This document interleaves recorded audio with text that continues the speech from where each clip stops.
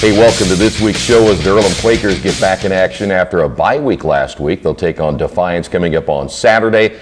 Another team that is struggling at this point of the season at 0-4, and we'll talk about the Yellow Jackets coming up in just a couple of moments. Nick Johnson got the week off last week. Didn't know what to do with himself. No clue. You all right? I'm better now that it's football week. Yeah, it is tough. It's not really a week off. It's more a bye week. Yeah, it's a bye week. We tell our guys it's not a week off, it's a week on. Yeah. And so hopefully we were on enough this week. You give it a couple of days off away from football, though? And yeah, just a couple. We took Friday, Saturday, and that was helpful with everything going on here with the presidential inauguration for Earlham College, and giving the guys an opportunity to rest their legs and their backs and their minds a little bit, focus on some homework. But now we're back to it again. So we had a brief walkthrough and some practice yesterday, and going to get ourselves ready for a good game this weekend. When you say for a week off yourself, though, you really don't take any days off as a coaching staff, right? No, we don't take any days off. Yeah. No days off. So I want to make sure that everybody understands that even though you guys as a team didn't play, coaches still go to work, we still had practice, we still had meetings, we still watched a lot of film, we were doing a lot of game plan. It's actually extra time to build up information on not just this week's opponent, but the upcoming opponent as well. So following Defiance, which would be Franklin. So not that we're looking past Defiance, they're very, very good. We just wanted to take advantage of the opportunity for the week to get as much work done as we possibly could. Yeah, always good to be ahead, right? Trying to be ahead. Yeah. The players, I'm sure, enjoy a little bit of time away, though, because first off, as you said, academics is the most important thing. Number two, to heal up a little bit. Absolutely. Number three, just to get refreshed a little bit, too, because you guys have been together since when? We've been together since mid-August. Yeah, and I like you, and I wouldn't want to be around you since mid-August. No one wants to be around me that long, not even my own family. So definitely not these coaches and players. And so it was a good chance to get away for a couple of days. I really tackled a lot on the honeydew list. We're hanging pictures around the house. Good.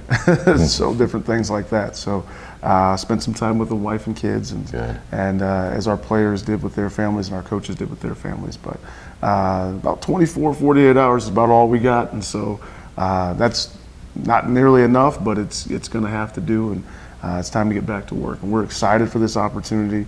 The kids are rearing to go. Coaching staff is chomping at the bit. It'll be a very difficult opponent for us, a very tough opponent. It's a talented football team that just kind of hasn't found its way yet, but that doesn't mean that they won't give us a game. They're going to be ready to roll, and Coach Mershman does a good job. He kind of been put in this role here in the summer and is a very astute individual and knows what he's doing, and they've got some talent to utilize against us. So we've been prepping for quite some time. When I think about coaching, I always think about what goes through your mind when you're idle.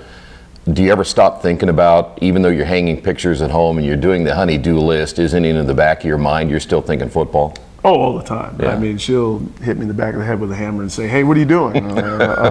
Nothing. You're thinking of various concepts that they use on third and long. And did you draw them up on the wall as you're hanging? Or? I'm not. No comment. No wonder you have a new paint job all the time at your house. Huh? Part of this job, and you've been a coach, you know too. So part of this job, as you'll recall, is it's almost borderline obsession. Yes, it is. You know, and it's things you think about all the time in the middle of the night.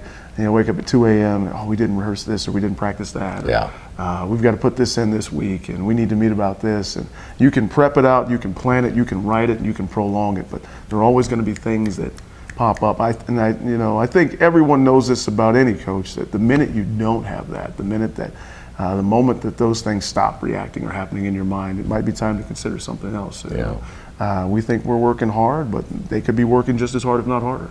And so we always have to continue to escalate and raise that bar. It is an obsession, right? I mean, borderline it is. It really is, because even during the off season, I couldn't stop thinking about what to do to get better for next year. Oh, absolutely. So, not. You're always incorporating new ideas. You either stay the same and get worse, or you get better. And so we're always incorporating new ideas and new thoughts. We've changed practice around a little bit this week and a little bit each week, just minor adjustments as to not throw off our students' routine, but to add in enough confusion so that they're actively participating in what we're doing.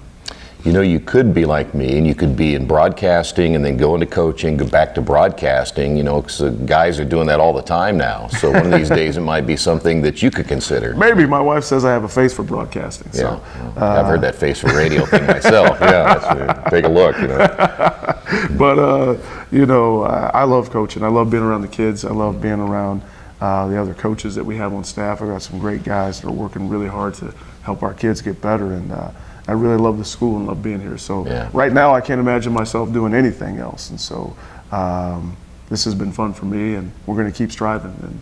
And we're learning a lot, and we're learning together, and excited for this week and this upcoming challenge. And by the way, if you know anyone that does paint houses inside, Nick probably has plenty of walls where there's drawings everywhere. So tell you what we'll do when we come back, we'll talk about Defiance for this weekend. That's coming up next right here on Radio Troy Digital Sports. For the past 35 years, Van Vliet Insurance has built a reputation of bringing a personal touch. That's because at Van Vliet, it's all about you, your needs, your life, and our town. Along with providing quality coverage to individuals, families, and local businesses, we're proud of our community and the opportunity we have to protect your future within it. Van Vliet Insurance, an Erie Insurance representative.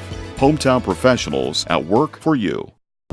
After a bye week last week, Earlham back in action, another road game. This is 4 in a row. Next week, we'll finally get a chance to see you guys play. Yeah. It is unusual. We talked about it at the beginning of the year that you play 4 games at the beginning of the year on the road. You said at one point you think you guys play better on the road because there's not that pressure to play in front of the home crowd, but you got to love coming home at some point, right? You love it. You always want to be at home. There's a home field advantage for anyone, I guess, right? I do think that in the past, and it's taken us some time this year to kind of help move through it, our students, you know, have a little bit of pressure because of the streak, and we want to break that. We want to do it at home. But having the opportunity to be away, to travel, to experience some things and play some opponents and be in some games, I think has prepped us for some good moments and opportunities. This makes this week no different. You know, our attempt is going to be to win this weekend. You're playing to win. Old Herman Edwards, you know, that's why you play to win the game. And our guys are working toward that. And so we'll take the wins as they come, but you got to earn them. Yeah. And Defiance isn't going to give it to us. We're going to have to play them to the wire, if not longer, in order to ensure victory. So, but I think our guys are excited about the challenge. I think they learn to grow from those kind of challenges and some of the threats and difficult opportunities they're going to present us with offensively, defensively, and special teams. I mean, it's a well-coached football program. I don't want their record to belie anything. Yeah. This is going to be a tough opponent. I think they're getting better. I looked at some of their numbers. Offensively averaging only 7 points per game, but that got better in the last 2 games since they've started conference. Giving up nearly 40 a game, 466 yards per game. They played 2 different quarterbacks, so they're trying to find their niche there.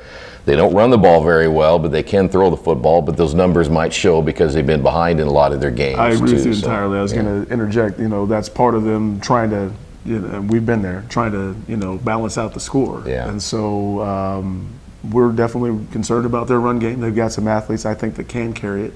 We're concerned about their ability to control our run and limit what we can do. So we've looked at a lot of film and worked on quite a few things to hopefully put us in the best position to play these guys as possible. Now you mentioned with the week off, guys get a chance to heal up a little bit. Will you be at full strength on Saturday? We'll be at full strength on Saturday, Good. with the exception of one student who's been injured since the scrimmage we had.